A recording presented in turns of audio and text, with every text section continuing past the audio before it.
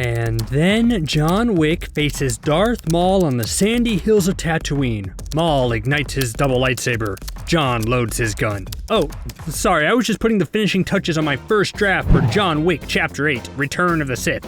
Okay, that doesn't sound right. Never mind. Well, today's video is all about the feasible ways the John Wick franchise could end. What awaits John after there's no more secret assassins to kill? Well, let's discuss the most likely outcomes right now. You're not very good at retiring. I'm working on it. Every movie John Wick seems to take on an endless number of highly trained and highly skilled assassins. You would think just statistically, one of these highly trained individuals could get off just one headshot, even if it's just randomly. The longer this movie franchise continues, the more likely it is that John will eventually die. I mean, he can't be this lucky forever, right? Having the series end with John's death would make a little bit of sense. You could say that he had his happy ending with Helen, and as soon as she and their dog died, John died with it.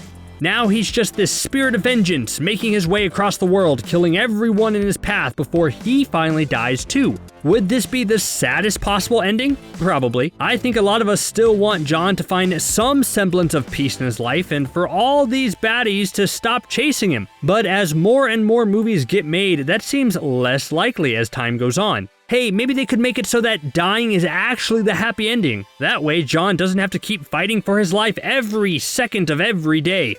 Let's talk about the best feel-good happy ending for the franchise. If this was a blood-soaked fairy tale, then the ending would be that John finally takes out the entire High Table, ridding the world of this massive assassin organization, and then finally retires again. On paper, that's just hilarious to think about. John Wick would wipe out the most powerful organization off the face of the earth forever and rid the world of these evil assassins, all because some guy killed his dog.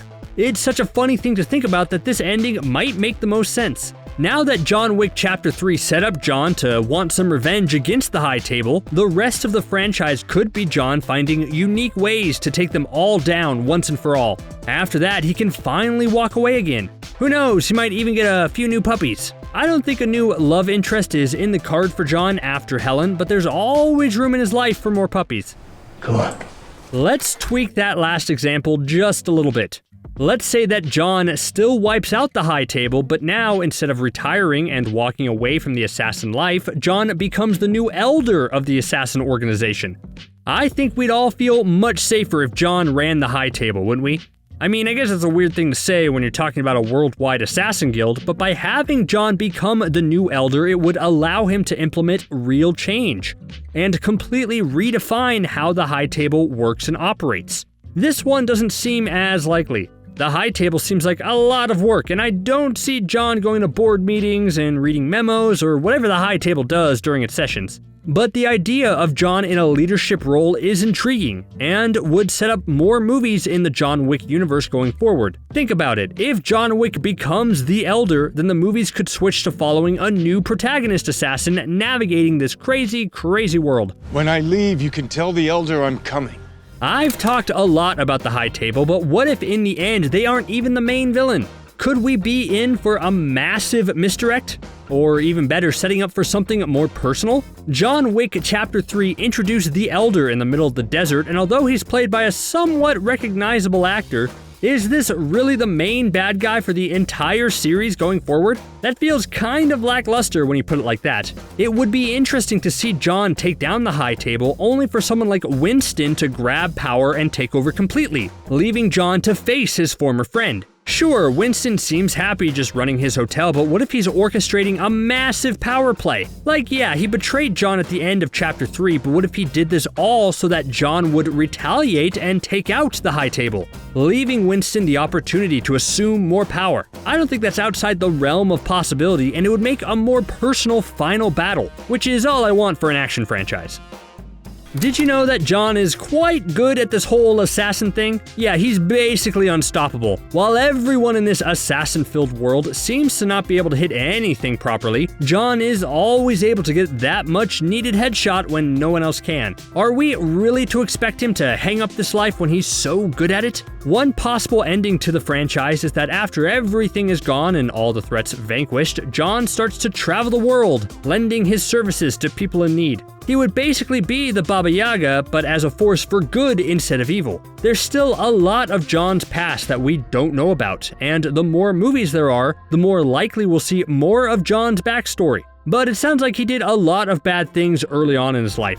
Having him continue to use his Baba Yaga prowess and his magical ability to avoid direct hits by bullets, but now only using them for good would be an interesting way to wrap up John's arc. Hey, if you're good at something, why would you stop? If you're good at something, never do it for free. What else could John do to fill his time? There's only so many times John could go out driving his car, right? Alright, here's the darkest possible timeline. John Wick eventually becomes the villain of the franchise. Hear me out though, because this kind of sounds awesome.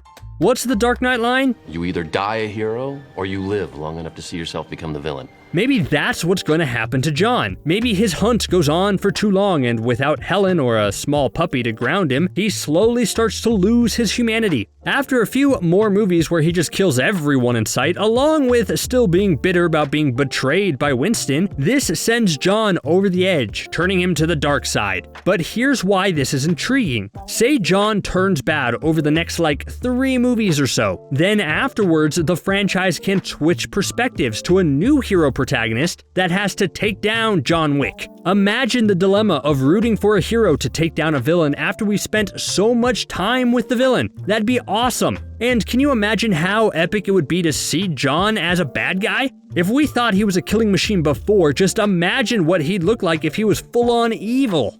How about a more peaceful conclusion? One that keeps John in the assassin world without fully being in it and having to kill people all the time. What if John took over the Continental? Think about it. With Winston betraying John at the end of Chapter 3, it sort of feels like this set up a rivalry between the two where one of them has to die. And no offense, Winston, I bet John Wick comes out on top. If Winston leaves the Continental, then that leaves a vacuum that needs to be filled.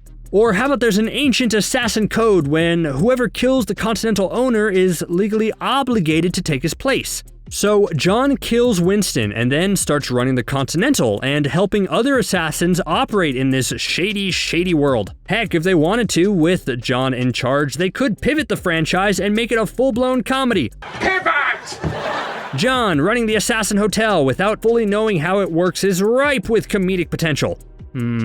Probably not, but that does lead me to my last point. As the movies go on, they're going to keep upping the ante. John will continue to kill more and more people in unique and jaw-dropping ways. But is this bad overall? After a while, the franchise is going to do something to up itself that could act as a major shark-jumping moment.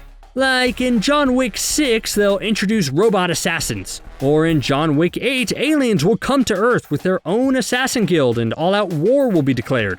Every action franchise seems to jump the shark eventually, so it seems like destiny that John Wick would eventually do the same. What is the absolute craziest thing that could happen but still be in the realm of John Wick type of possibility? My money is on super soldiers that make assassins impossible to kill with normal bullets.